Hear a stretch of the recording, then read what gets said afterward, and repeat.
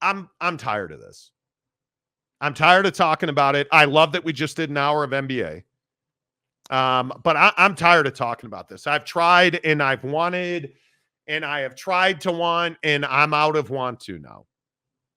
Because the Super League argument, I was talking to a guy over the weekend and we laugh because me and this dude talk about this stuff all the time. It's frankly we're friends, but this is all we talk about.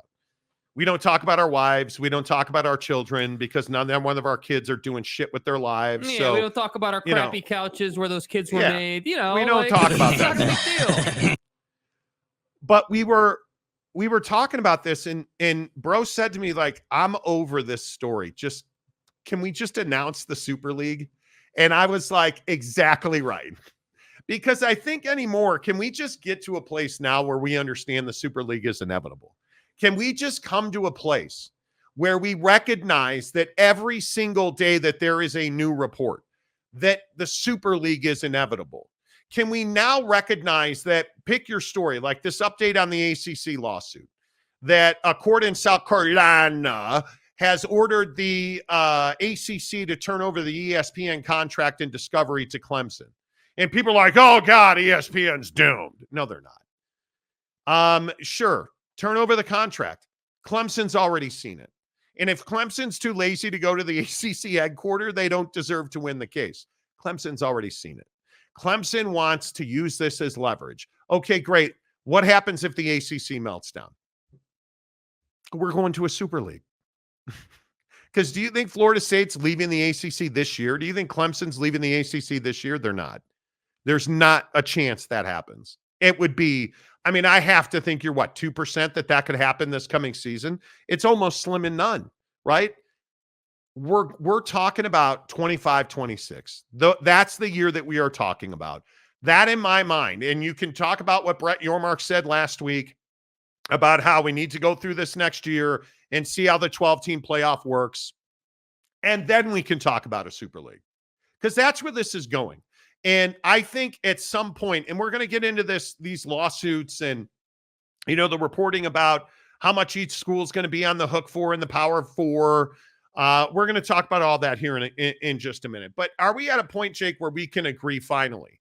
I think the Super League's inevitable. I would agree. I do think it's inevitable, and I think it's inevitable because that's the type of situation that's needed to allow the money from private firms and private companies to get involved at a much higher level. I think we're well past, just like kind of beating around the bush with sponsorship and like how sponsorship money flows to the sport.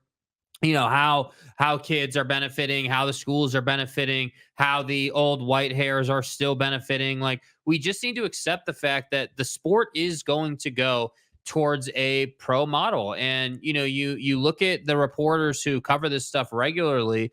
You have like Ross Dellinger over the weekend put out an article where he talked about a situation he saw where Dave Aranda is in Gainey Ranch, Scottsdale, Arizona, at Big 12 meetings. And, there was a moment where he told the press that he was excited because he was going to meet with the front office of the Cardinals and see how, you do things at the professional level, because they're trying to learn how to handle money better and how they could work with their current athletes at the collegiate level to move money around to benefit them. The scouting, if you will, like the learning and development process for the brass at these universities is already happening. They're already preparing for the Super League to come to fruition. They're not stupid. They get it. So yeah, I would say it is inevitable. And the only question is going to be, how long does it take to get it done? And I would think it's probably a 3 to 5 year proposition. You still have to do the 12-team playoff. You still then probably have to expand it once. Right. And then at that point, you're probably in a better position to totally trash that model and go to the Super League. So you're talking about a couple of years here at least, but the idea that this is now graduating towards, hey, head coaches and folks are now starting to learn how to do these things, and they're trying to bring those skills into their skill set, tells you everything you need to know. They're preparing for it. I think it's inevitable. And I know that everybody and their brother has pronounced the Super League dead. And I'm fine to be the only one saying it's not dead. It's not nearly dead. In fact, I think it is alive and well, and I think they are trying to figure out how to model it. And we've talked about this forever and ever. These NIL lawsuits, you put that on top of the ACC situation, you put this on top of, the financial hardship that some of the biggest programs in this country are forcing upon the bottom half of the P5s, and now it's the P4s. But you look at the inability now for the G5 schools to compete at the upper levels of college football. They have no chance, because when we get into, hey, we're talking about a situation where power conferences are going to have to pay $300 million each in a settlement. You're talking about not just that settlement, and people are like, oh, Monty, and that's a drop in the urine pail. That might be true.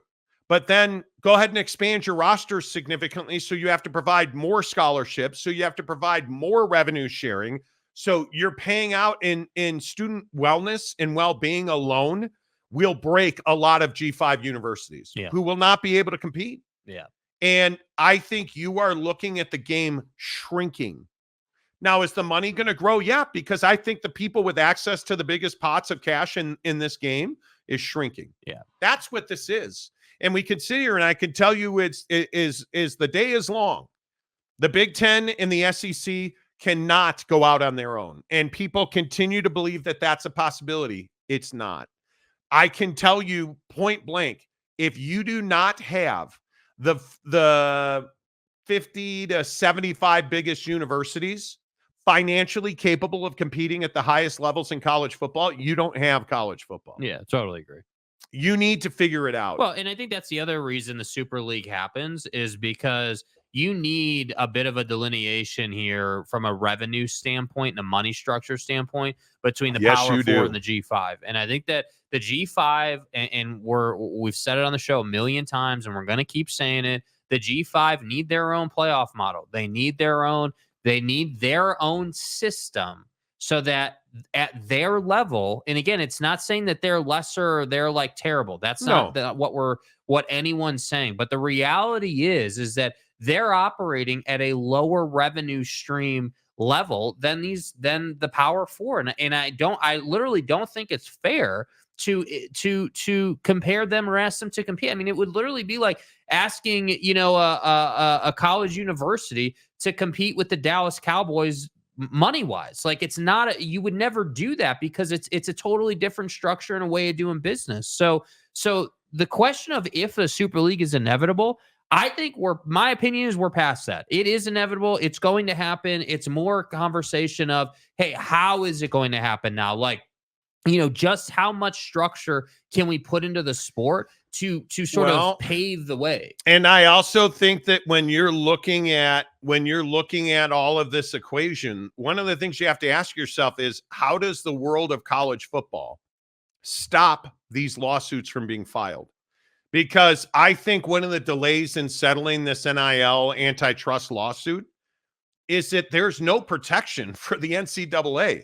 You're going to settle this lawsuit for billions of dollars, and what's to stop the next incarnation of lawsuits? There's no protection. Yeah.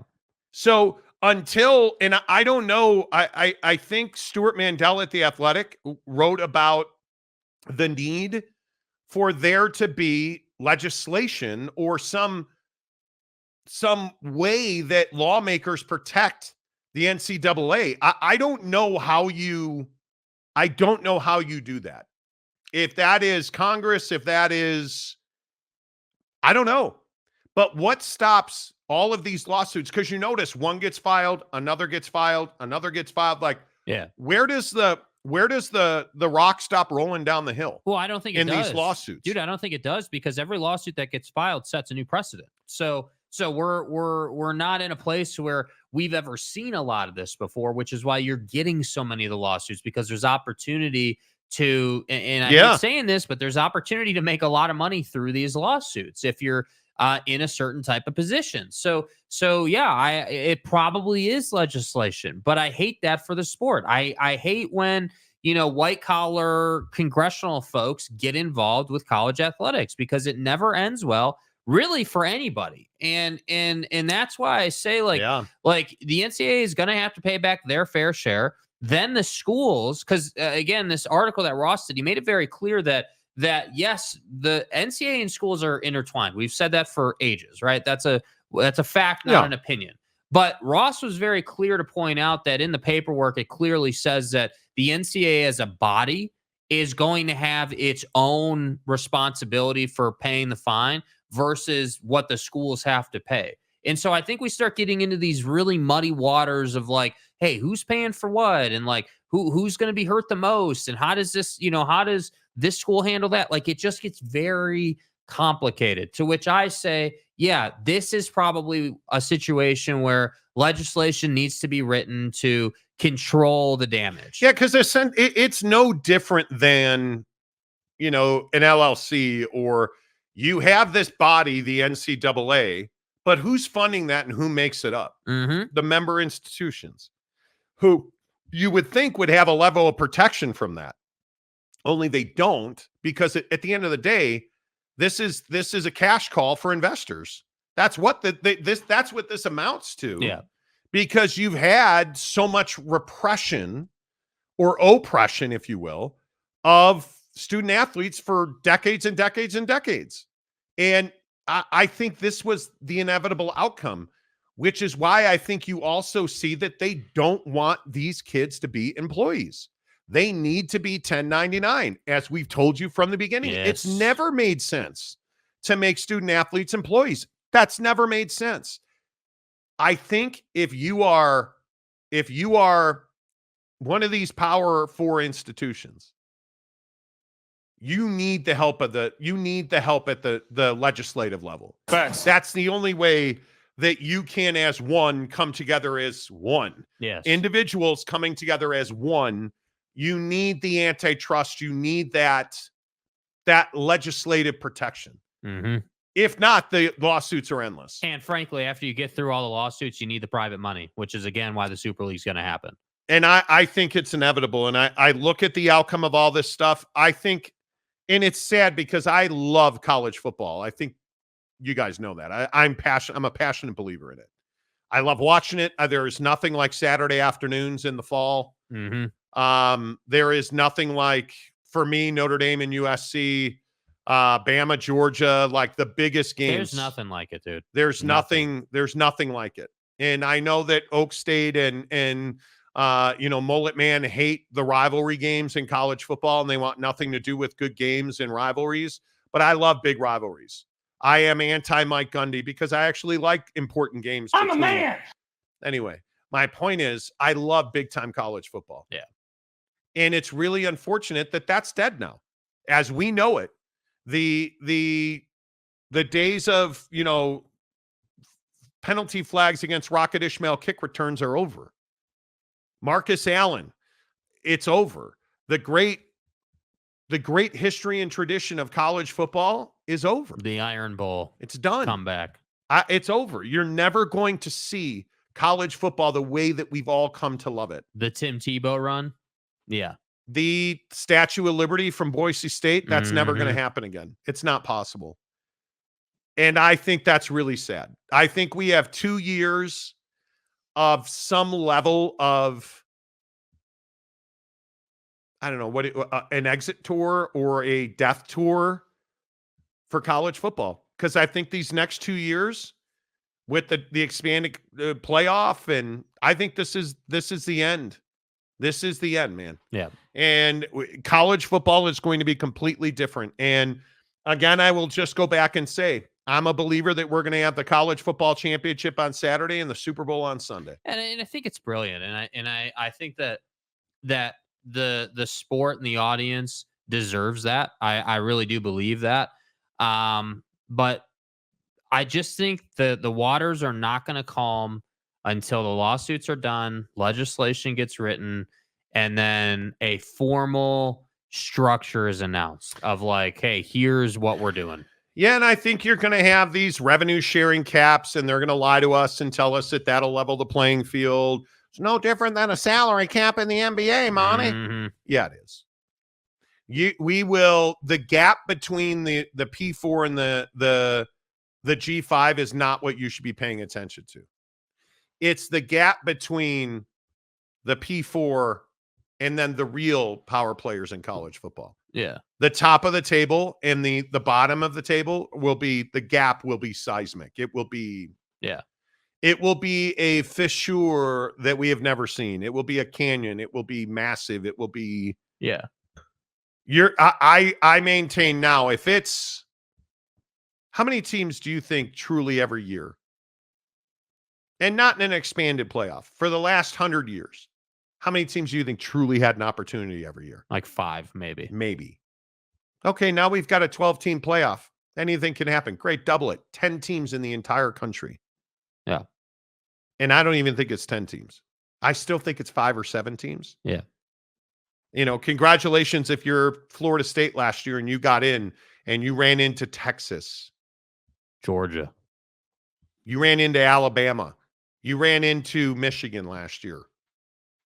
You weren't no 12, 11, 10, 9, 8, 7. None of those teams were beating that incarnation of Michigan. Mm-hmm. None of them were beating Texas. Not one. Not a single one of those teams. So congratulations. We continue to be buyers, right? Because every transaction, there's a buyer and a seller. We continue to be the buyers of the bullshit. That, everybody's got an equal chance now, Monty. No, they don't. There's 5 to 7 teams every year. Yeah. And I don't know that ever changes. And this, we're going to have salary caps and everything's going to be equal. Alabama and North Texas Poughkeepsie State Vacuum Repair coach Connor Stallions will have as equal opportunity as anybody. Yeah, I know what time it is. You listen here, Monty. We're not worried about chicken sandwiches off of the training table anymore. We're big time college football where everybody has a chance. Expansion. What's up, big bro? Expansion. All that means is instead of the big boys putting 1 knuckle in, we're going 2 knuckles deep, boy. That's it. Hook 'em horns has a completely new meaning. Damn. Right? Like I'm telling you, it is just it's more of a power grab. It's why Greg Sankey should be the commissioner of college football. Like it or not. The commissioner of college football. You need one. Holy crap. You need one. Yeah. Do you not understand? And I know, again, all of the, the Pac-12's getting $600 million. All those fucking assholes, they're like, we're never separating college football and basketball. That'd be bad for our little nobody listens to it podcast. On the CW. Well, that's all well and good. But if you haven't figured it out yet, football and basketball, like Moses can't part that Red Sea, dude. Like they're going to be different. You're going to have a commissioner of college football. You think then that means we get a commissioner of basketball? I believe it does. Yeah. How would you not? Yeah.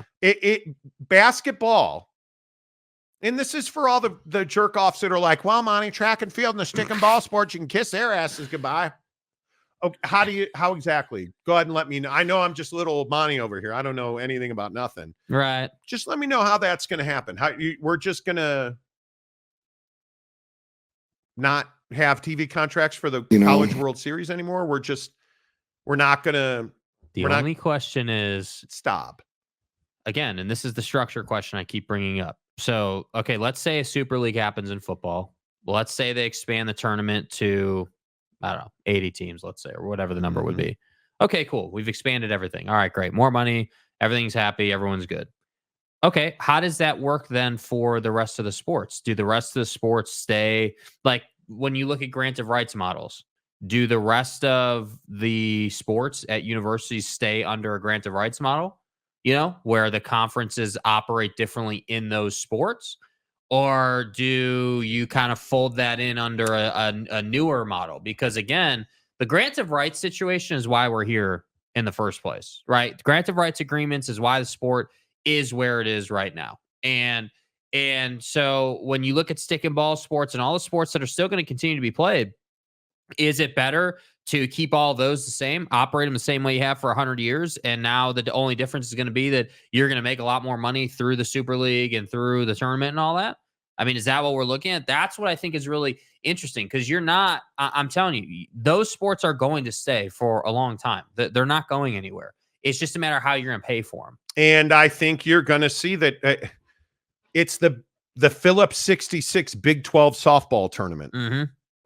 Do you think they're just going to give that money back to Phillips 66 and say, go on, boy, you keep it. Here's your money back. Go clean more coal, boy. Like, I don't think people understand. Like, they're going to make money on those sports. Like, if you live on the West Coast or the East Coast, you don't understand or appreciate how much like things like softball or baseball or these other sports matter, soccer, to the people in those communities. Like, people show up to those games, man. Like, it's a big deal. It is. And I think when you look at the reality is we are going to have a Super League, and then we are going to have a not Super League. And I think you're going to have the G5 have their own championship, and everybody gets all bonered over, wow, relegation and promotion, Monty.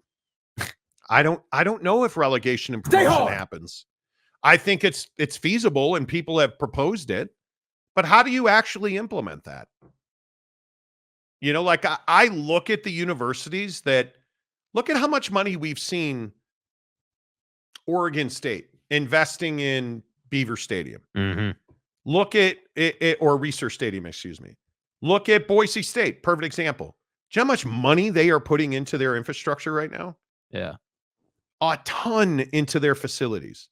And you look at the stadium upgrades. You look at, like, why do you think we stopped expanding stadiums? Because everybody was like, oh, Monty, you got to get to 100,000. Right here in the great state of Utah, where we're supposedly, this massive NHL hotbed. Oh, dude, bro.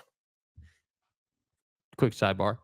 Dude, the list came out in a public information request about what Ryan Smith is asking for with stadiums and public funds and all that. Dude, gnar, bro. Absolutely gnar. So you talk about 100,000 seat stadiums, we don't need that anymore. We'll talk about that tomorrow. Yeah. Look at the University of Utah. Oh, Monty, we got to get to 100,000. Ute fans everywhere, bitch. Here's a question I have for you. Do you want your 60,000 seat stadium to be sold out, or do you want the upper corners of your 100,000 seat stadium to be empty? And again, I tell you all the time, I think the University of Utah is one of the finest business and decision-making universities in all of major college athletics. Yeah. They said, we want our demand to be up here and our supply to be down here. Yep. Got to keep it in proportion. Sell it out. BYU. Oh, man, the church, Monty. We got all the Mormons everywhere. Well, then how come you don't have a 100,000 seat stadium? Because it's not practical. It's not practical, and they have so much supply to the point where they're piping people on season tickets. I'm telling you, the economic model works. But if you're Boise State, you're never going to be able to compete in a Super League because you don't want to provide 100 scholarships. Because the reality is, and we talked about this the other day, for every scholarship you allocate to an athlete, that's one that somebody's not paying for. Yeah. So if you're putting up 80, 90, 100 scholarships, can Boise State, can Fresno State, can Tarleton State, can they afford that? And then you realize that you got to invest significant. You're investing per student tens of thousands of dollars a year just in wellness. And that's not nutrition. That's not support staff. That's mental well-being, academic well-being, making sure that they are fit mentally. That's tens of thousands of dollars in infrastructure, from humanity, curriculum, office space. And then on top of that, now we're talking about equipment, which is not for, there's this big, I had an argument with a guy on Instagram the other day. Well, Monty, they get all those helmets from Rydell for free. No, they don't. No, they have to pay for that. No, they don't. Yeah. No, they do not. You think Rydell is doing things for free? Do you think they're like, we were literally arguing with this cat, Rick, about, hey man, they get their shoulder pads for free. They don't. Yeah. Do you think that, well, it's what Retzloff said. Like, do you guys remember what Retzloff said about the helmet thing at BYU? He said, yeah, we have some of the best helmets I've ever had in college football because BYU pays for really nice helmets that now and obviously this is sport wide, have in-helmet communication, right? Like, that's what I'm saying. Like everyone always says, oh, the Oregon uniforms suck and they look ugly and they're terrible. Who would ever want to wear those? Yeah, but they're really nice and they have the best of the best, everything, right? So that's what I'm saying. Like, like equipment does matter, but you have to pay for that stuff, dude. There are no handouts. Nobody's doing things for free. Do you get a bulk buyer discount? Sure, probably. Yeah, probably you do. Where if it's $50 for a consumer to buy shoulder pads or whatever the number is, yeah, it's probably 40 or 30 if you're buying it in the hundreds. You're getting a nice number on it. Yeah. But it's not free. Yeah. Jock straps aren't free. Yeah. I mean, you think the Gatorade cooler's free, bro? I wish people understood the money it costs to run just in insurance. Do you know the insurance money that it costs for football? Like, the infrastructure is incredibly expensive. And I wish that, let's see. Let's get to the comment section.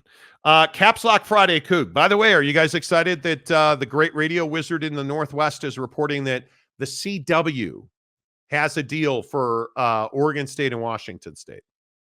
I think it's a really smart play by Oregon State and Washington State, because you don't need national coverage. You need regional coverage. The CW offers you that. Well, and I think inside of that, it was also reported that Fox is picking up the bigger games, like the bigger national branded games. So, you're going to get 3 of those too. So, I think it's a good deal. The Garden Variety home game is going to be on the CW, though. Yeah. I don't know, man.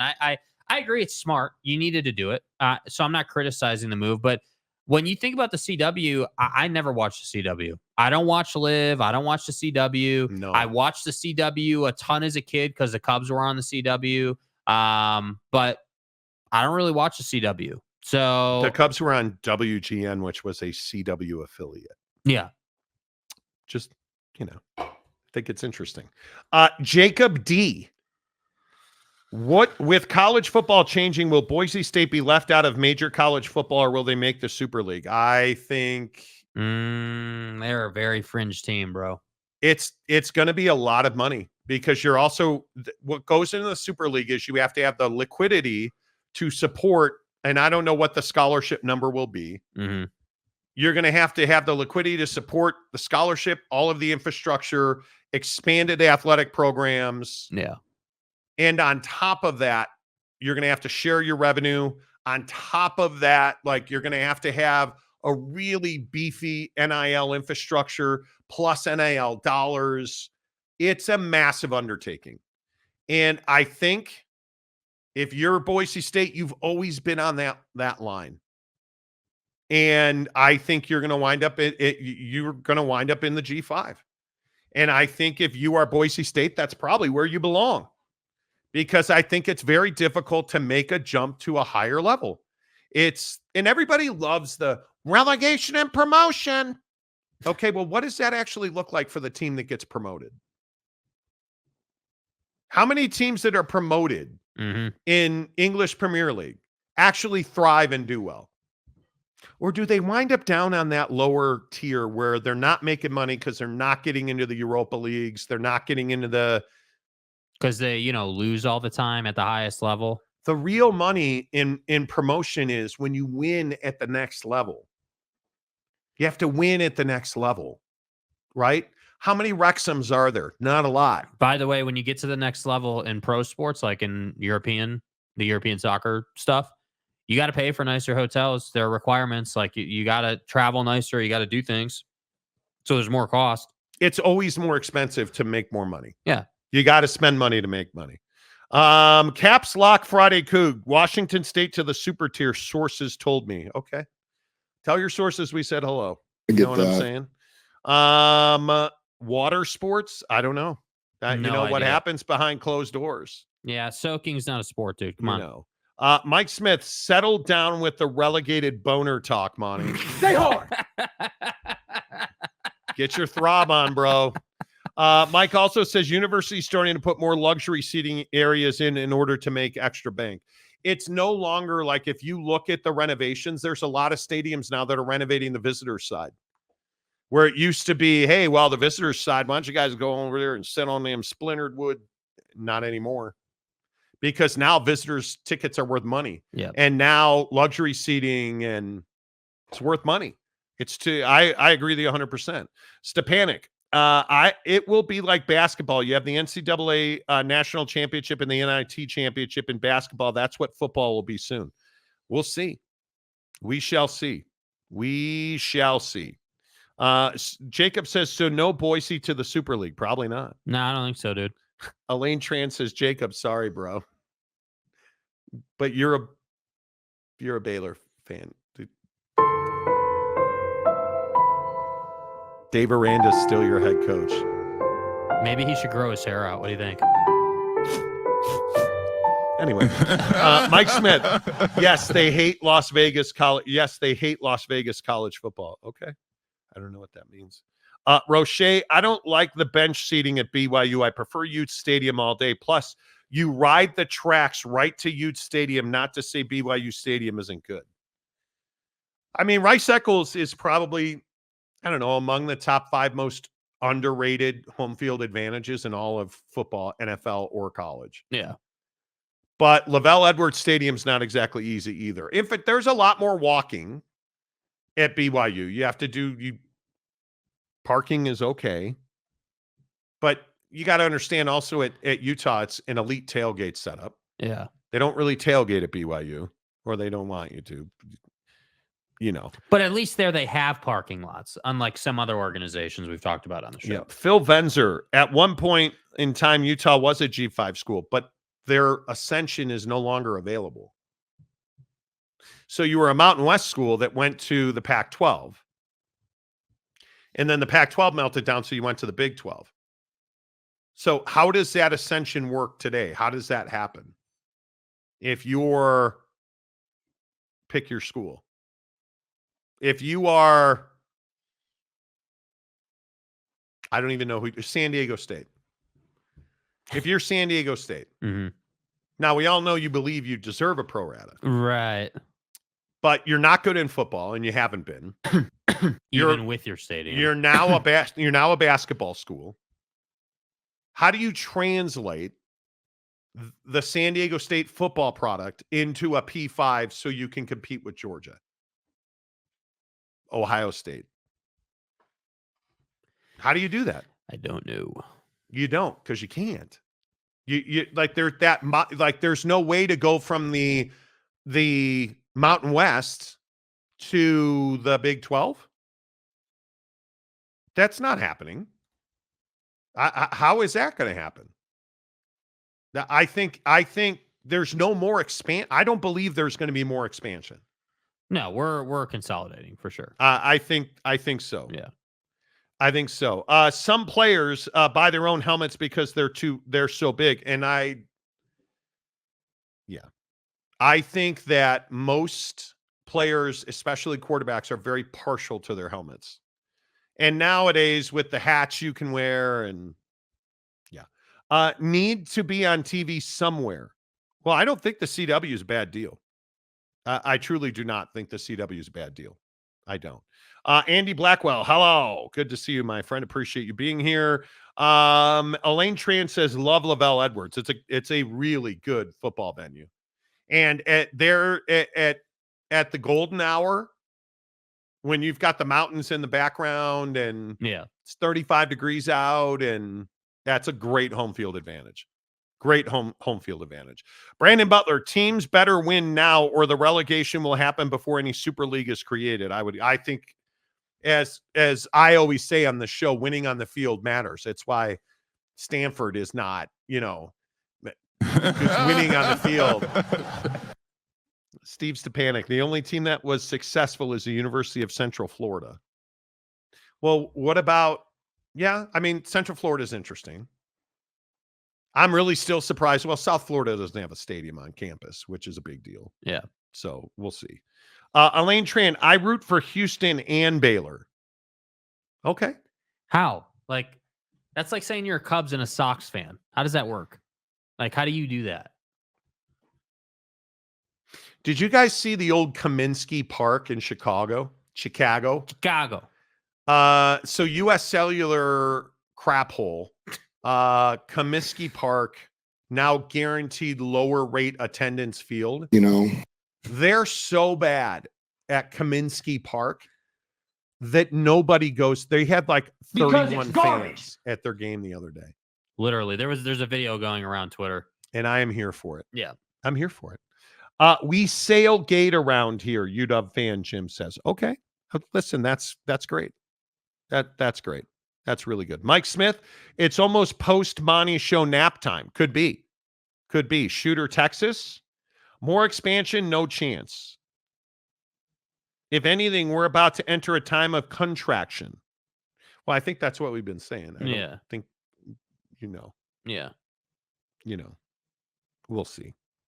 Delaric, will the fall of the ACC trigger the Super League? It will be a reason. It will not be the reason. Yeah.